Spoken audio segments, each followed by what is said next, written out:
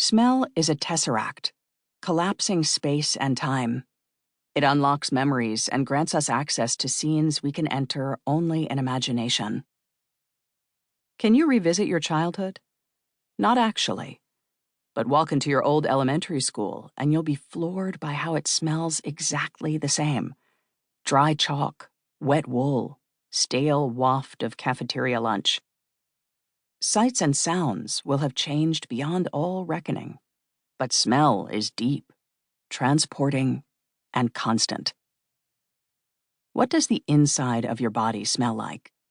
Surgeons say a healthy body's interior smells of almost nothing, just humid pulsing. It's the surgeon's knife that brings forth the smells. Blood emits a metallic tang.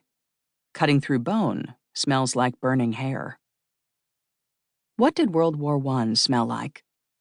According to survivors, mustard gas smells of lilacs, garlic, horseradish, and onions. When the gas shell first hit, you'd smell nothing. Only as the gas evaporated would fresh springtime smells waft upward like thoughts sharpened to lucidity. Move! The sharp mustardy note would materialize last, as a final warning.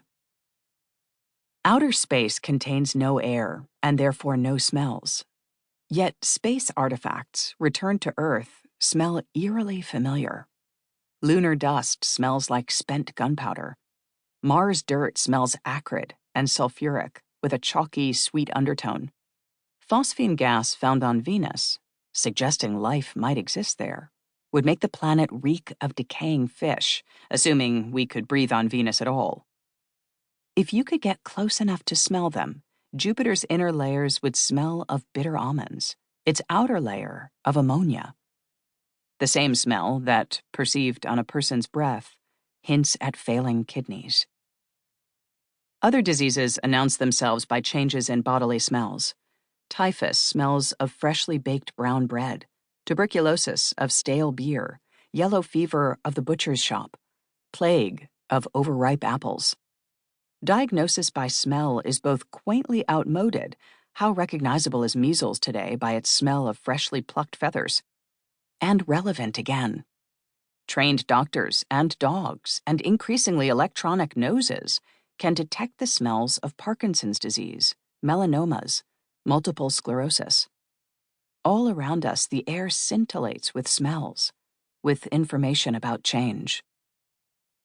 We smell with our entire bodies, and what we detect influences our lives more than we realize.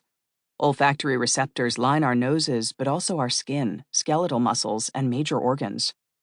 When exposed to a sandalwood odor, skin abrasions heal faster, and hair regrows.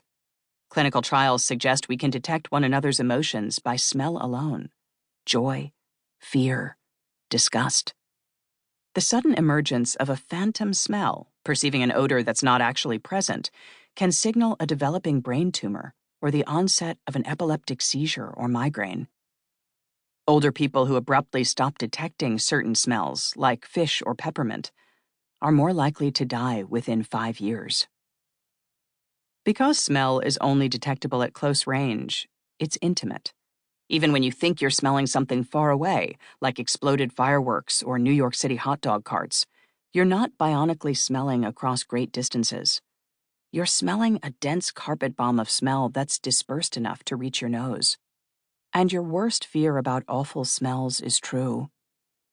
The smell, that is, tiny airborne molecules from the smelly substance, really does invade your body's interior and bind to your olfactory receptors deep inside the nose.